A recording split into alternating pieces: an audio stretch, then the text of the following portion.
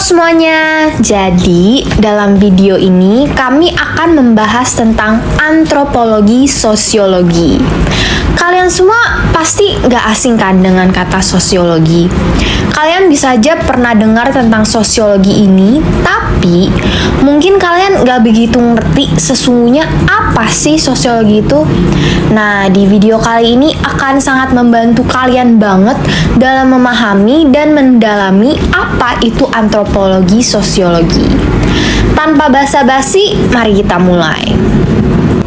Jadi, sosiologi itu apa sih? Nah, pertama, kita harus memahami arti dari kata sosiologi dulu. Secara etimologi, kata sosiologi atau dalam bahasa Inggrisnya sociology berasal dari bahasa Latin yang merupakan gabungan dari dua kata, yaitu socius yang berarti kawan atau teman, dan logos yang berarti ilmu.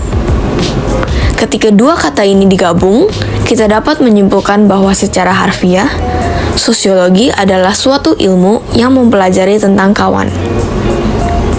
Nah, sedangkan secara terminologi, sesuai dengan KBBI, sosiologi merupakan pengetahuan tentang sifat, perilaku, dan perkembangan masyarakat atau suatu ilmu tentang struktur sosial, proses sosial, dan perubahannya. Jadi, walaupun kata sosiologi hanyalah sebuah kata, arti dibaliknya ternyata sangat kompleks. Kemudian, mari kita bahas tentang asal-usul dan sejarah dari ilmu sosiologi ini. Istilah sosiologi pertama kali digunakan pada tahun 1838 oleh Auguste Comte, seorang filsuf sekaligus ilmuwan Prancis yang terkenal dengan julukannya sebagai Bapak Sosiologi. Walaupun istilah sosiologi pertama kali dicetuskan oleh Auguste Comte ini, tetapi sebenarnya ilmu sosiologi sudah dipelajari sejak sebelum kelahiran Yesus oleh para filsuf Yunani. Siapa sajakah filsuf-filsuf Yunani ini? Mari kita cari tahu bersama. Jadi, salah satu dari filsuf Yunani yang pernah mendalami sosiologi adalah Aristoteles. Aristoteles ini mengatakan bahwa manusia adalah zoon politikon, dengan zoon yang berarti hewan, dan politikon yang berarti bermasyarakat. Sehingga, manusia dipandangnya sebagai hewan yang bermasyarakat. Dengan ini, Aristoteles menyatakan bahwa manusia adalah hewan yang kodrat hidupnya adalah untuk bermasyarakat dan saling berinteraksi. Aristoteles menyebut manusia sebagai segolong hewan yang spesial, yang berbeda dari hewan-hewan lainnya karena hanya manusia memiliki kemampuan untuk bersosialisasi. Selain filsuf-filsuf Yunani, masih ada dua figur yang pernah mendalami ilmu sosiologi sebelum Auguste Comte, yaitu Adam Smith dan Thomas Hobbes. Adam Smith, seorang filsuf Skotlandia yang disebut sebagai Bapak Ekonomi, menyebut manusia sebagai Homo homini socius, yang berarti manusia adalah teman bagi sesamanya. Menurutnya, manusia membutuhkan orang lain dalam hidupnya dan akan saling berinteraksi.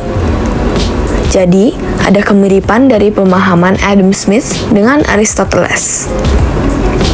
Sebagai Bapak Ekonomi, Adam Smith ini lebih menggunakan teori ini dalam pemahaman ekonomi, di mana setiap orang harus berinteraksi dengan orang lain untuk melakukan kegiatan ekonomi, seperti berdagang atau berbisnis.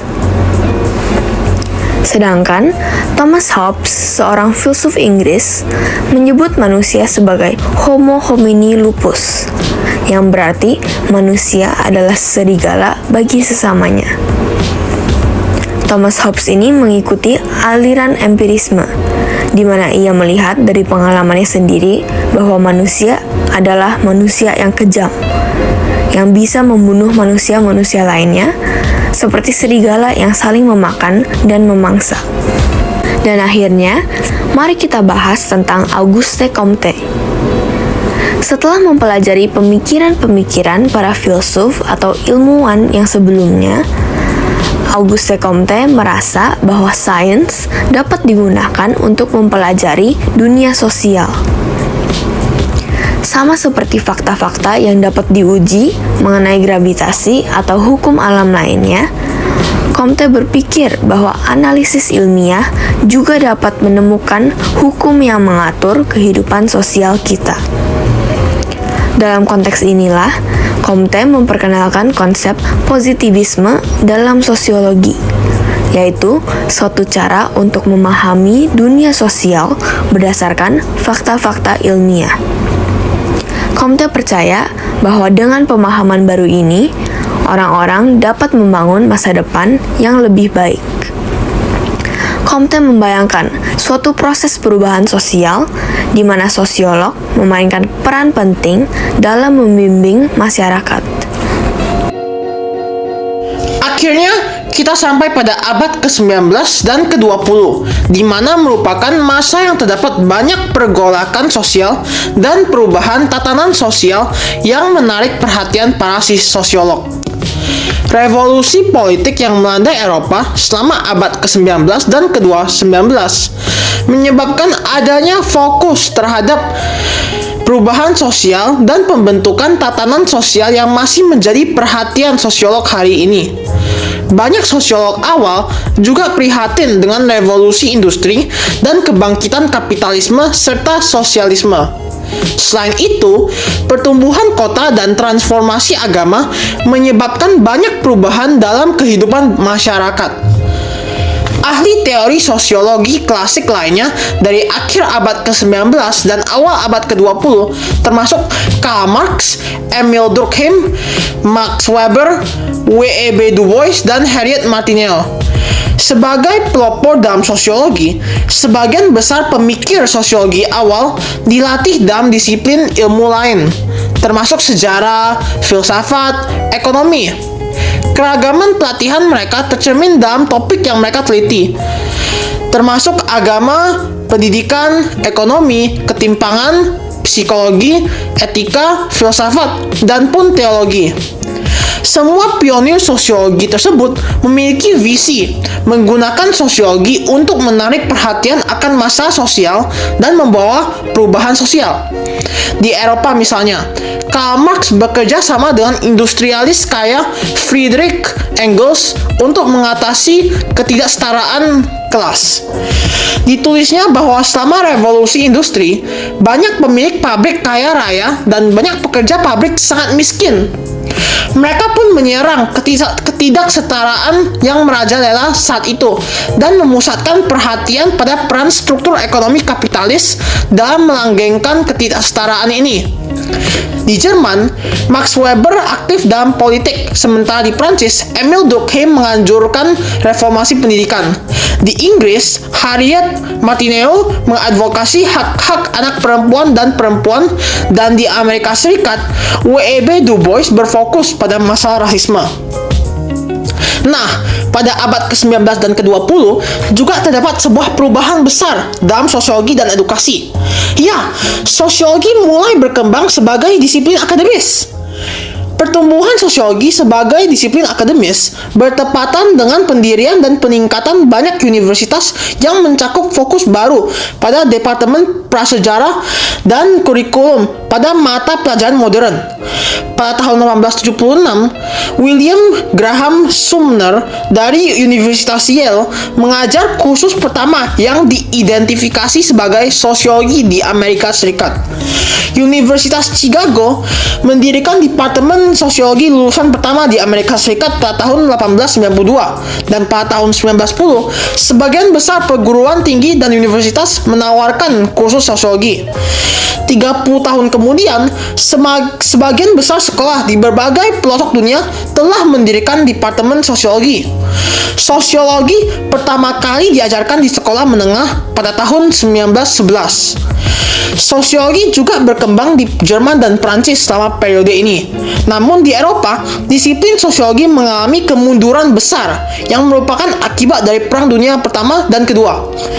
Banyak sosiologi terbunuh atau melarikan diri dari Jerman dan Prancis antara tahun 1933 dan akhir Perang Dunia Kedua. Setelah Perang Dunia Kedua, sosiolog yang kembali ke Jerman dipengaruhi oleh studi mereka di Amerika. Ini dapat menunjukkan bahwa sosiologi Amerika telah menjadi pemimpin dunia dalam teori dan penelitian sosiologi selama bertahun-tahun. Sosiologi telah berkembang menjadi disiplin yang beragam dan dinamis, serta mengalami proliferasi bidang khusus. American Sociological Association atau ASA dibentuk pada tahun 1905 dengan 115 anggota.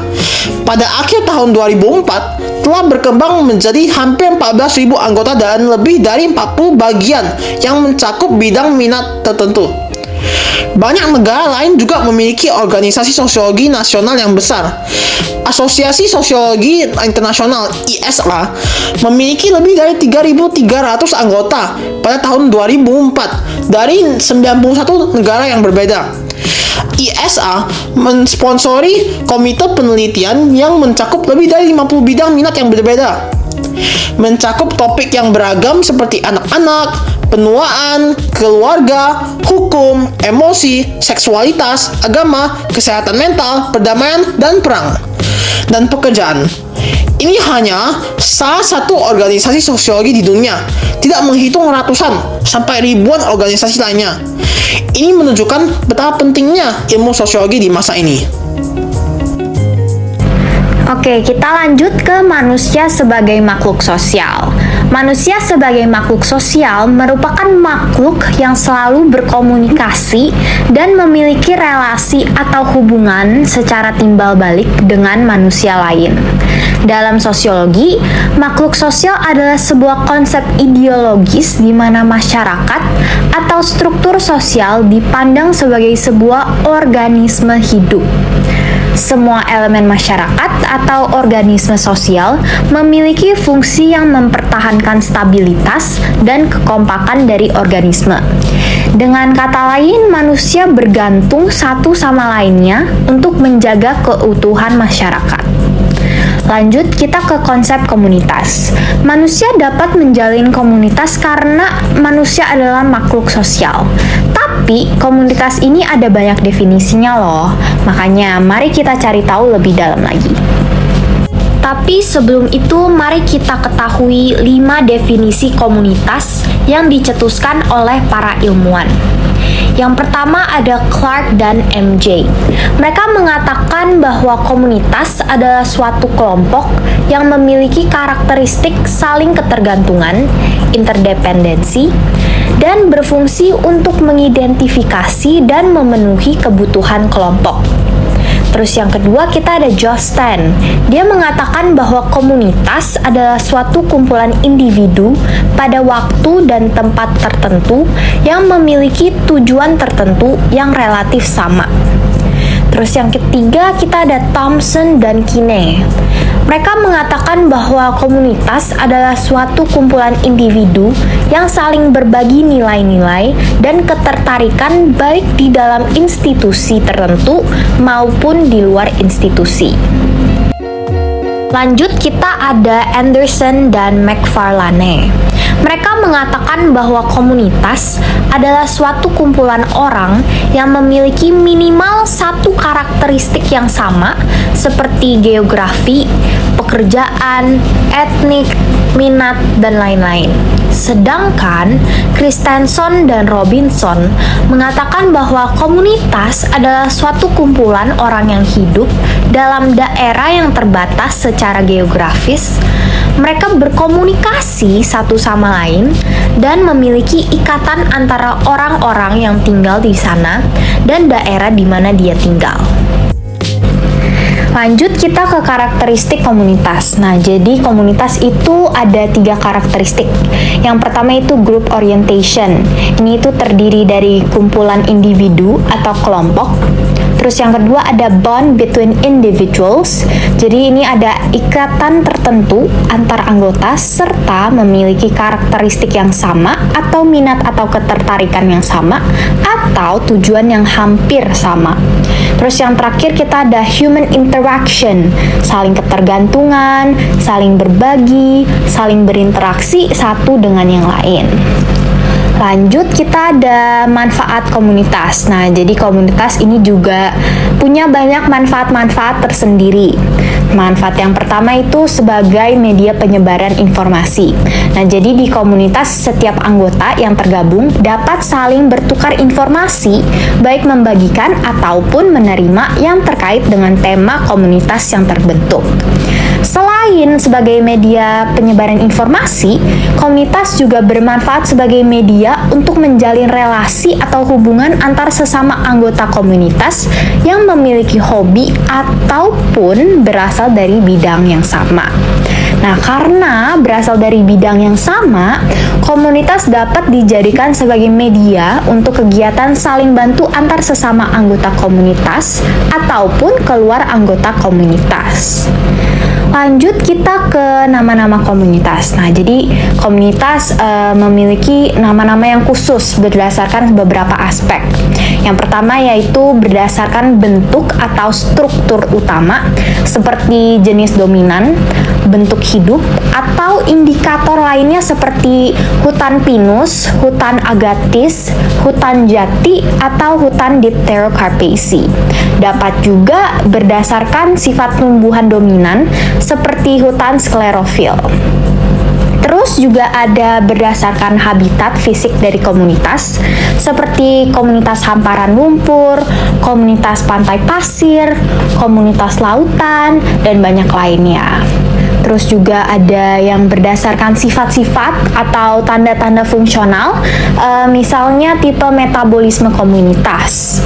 Terus juga ada yang berdasarkan sifat lingkungan alam seperti iklim, misalnya terdapat di daerah tropik dengan curah hujan yang terbagi rata sepanjang tahun, maka disebut hutan hujan tropik.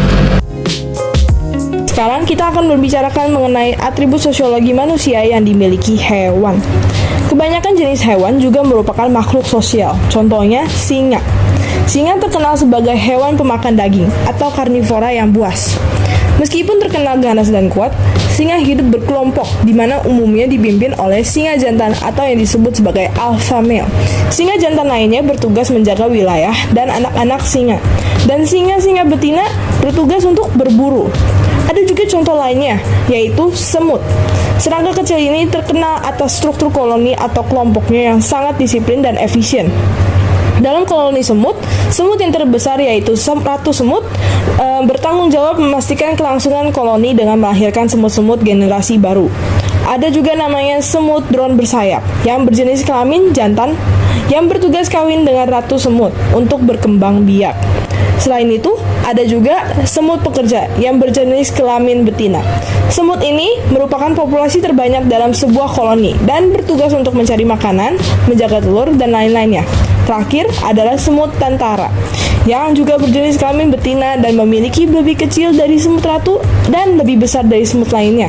Yang sesuai dengan namanya, bertugas untuk menjaga sarang dan koloni dari invasi atau serangan koloni semut ataupun hewan lainnya.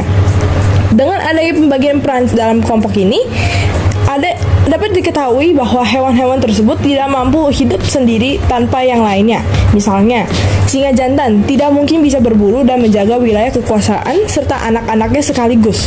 Seekor semut ratu tidak akan bisa melaksanakan tugasnya untuk bertelur dan memiliki turunan jika tidak ada semut jantan yang menjadi pasangan atau semut pekerja yang membawa makanan. Selain itu, dalam sosiologi, manusia diketahui memiliki posisi sosial seperti orang kaya, presiden, CEO, perusahaan, dan lain-lainnya. Hal ini sama juga dengan hewan. Seperti contoh di atas, singa jantan alpha atau alpha male merupakan yang paling kuat dan hebat di antara kelompoknya. sekarang kita akan membicarakan mengenai sosiologi hewan soliter. Meskipun kebanyakan hewan saling memerlukan sehingga berkelompok, ada juga hewan yang hidup sendiri tanpa sejenisnya, seperti macan tutul salju, beruang kutub, dan elang. Hewan-hewan tersebut tidak hidup berkelompok dan dalam skenario terbanyak hanya hidup bersama pasangan dan anak-anaknya. Hal ini terjadi karena di wilayah mereka hidup, sumber daya seperti makanan dan tempat perlindungan tergolong langka.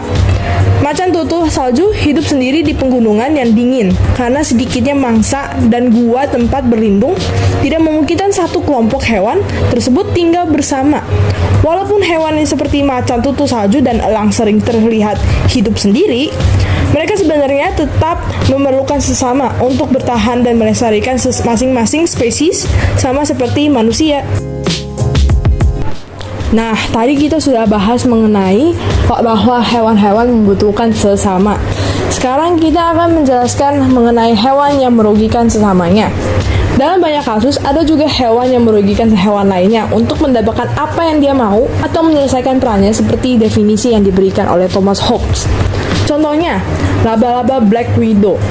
Laba-laba tersebut memiliki betina yang berbadan lebih besar daripada jantan.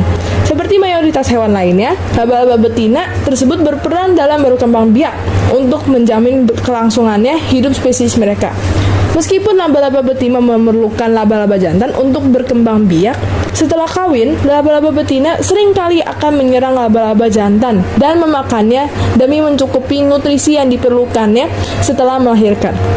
Meskipun ada hewan-hewan yang terlihat mampu hidup sendiri dan tega merugikan hewan lain demi diri sendiri, hewan-hewan tersebut tetap memerlukan lawan jenis untuk berkembang biak dan keturunannya. Tanpa adanya lawan jenis, tentu saja mereka tidak dapat berkembang biak dan akhirnya akan punah. Nah, dari tadi kita sudah bahas mengenai hewan. Sekarang kita akan membicarakan perbandingan sosiologi manusia dan hewan.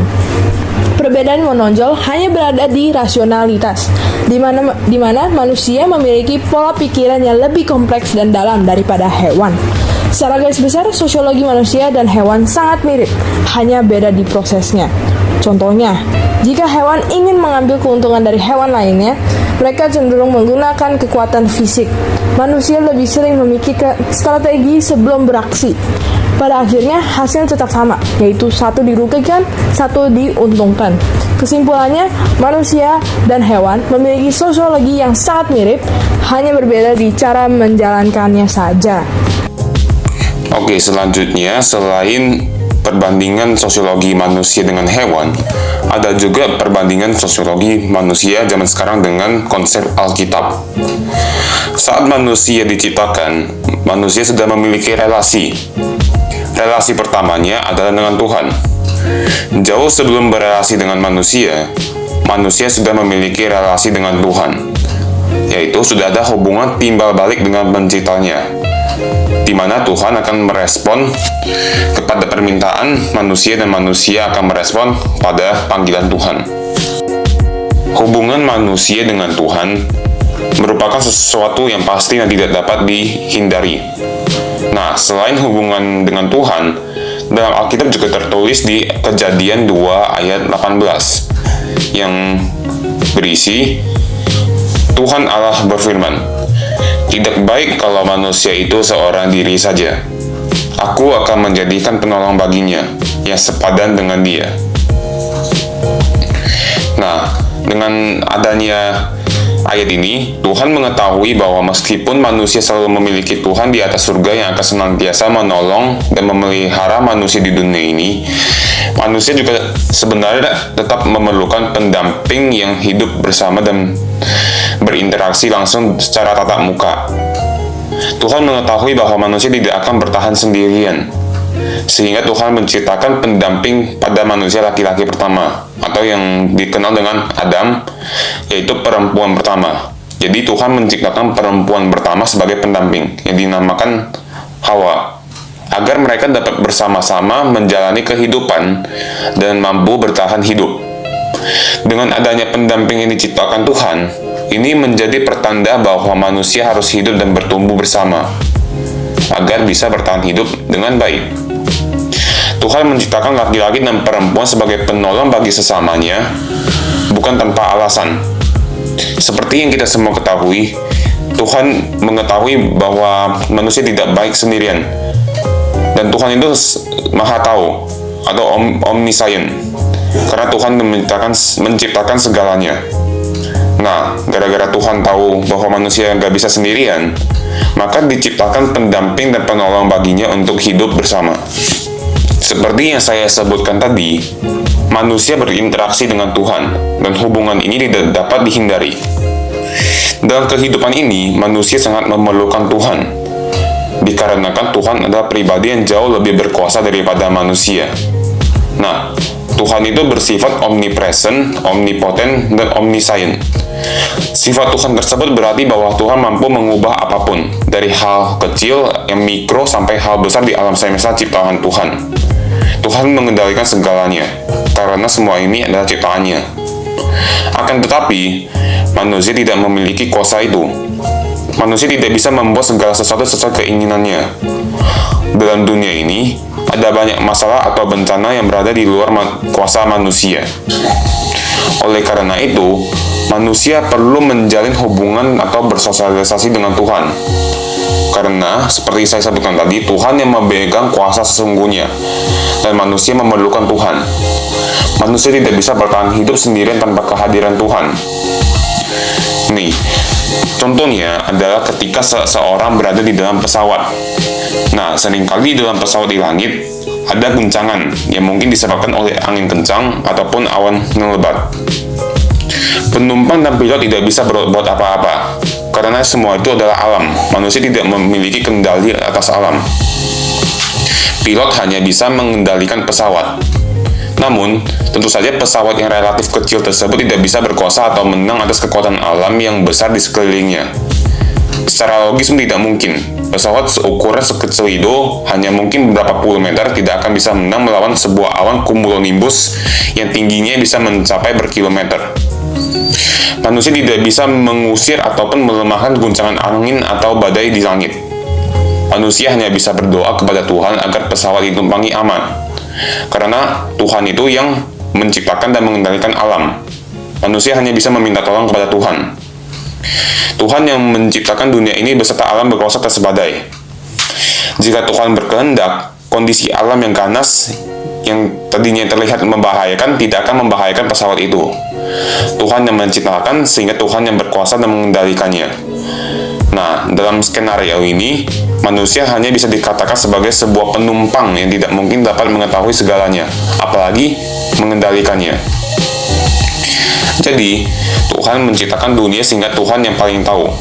Kesimpulannya gitu, Tuhan yang menciptakan sehingga Tuhan yang paling tahu. Manusia hanya menjadi penumpang yang hidup di dunia ini. Jika ada masalah, hanya Tuhan yang mampu memperbaikinya. Karena Tuhan sendiri yang menciptakan dan paling mengetahui masalah-masalah dan cara kerja dunia ini. Oleh karena itu, manusia perlu menjalin hubungan atau bersosialisasi dengan Tuhan agar bisa bertahan. Seperti yang saya katakan tadi, dalam interaksi atau sosialisasi manusia dengan Tuhan, manusia sangat memerlukan Tuhan untuk bertahan. Namun, kita dapat melihat bahwa Tuhan sangat berkuasa dan Tuhan yang mengendalikan semuanya. Sehingga jelas kita dapat melihat bahwa Tuhan tidak memerlukan manusia. Ini menjadi perbedaan besar antara sosialisasi manusia dan sosialisasi manusia dengan Tuhan. Tuhan adalah pribadi yang independen, yaitu pribadi yang bebas dari ketergantungan apapun. Jelas karena Tuhan yang menciptakan alam semesta ini dan segala isinya. Segala hal yang terjadi di dunia ini tidak akan mempengaruhinya, karena Tuhan berkuasa atasnya. Tuhan yang merencanakan segalanya, dan Tuhan yang mengkehendaki segalanya. Segala sesuatu yang terjadi di alam semesta ini terjadi atas kehendak dan rencana Tuhan. Tuhan tidak memerlukan manusia karena Tuhan yang paling berkuasa. Ya, sayangnya kita sudah mencapai akhir dari video ini. Mewakili kelompok saya ingin mengucapkan terima kasih kepada tiap-tiap dari kalian yang sudah menonton video ini. Saya harap melalui video ini, kalian dapat memperluas dan memperdalam ilmu kalian mengenai topik kita, yaitu antropologi sosiologi. Sekali lagi, terima kasih kepada semuanya dan sampai jumpa.